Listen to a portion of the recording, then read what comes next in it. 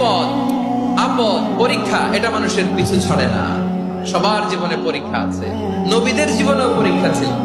সাহাবারা জিজ্ঞেস করেছেন, ইয়া রাসূলুল্লাহ, আইয়ুন নাসি আশাদ্দু বালাআন ফিদ দুনিয়া, এই দুনিয়ার বুকে কাদের পরীক্ষা সবচেয়ে বেশি? বিশ্বনবী বলেছেন, আল আম্বিয়া।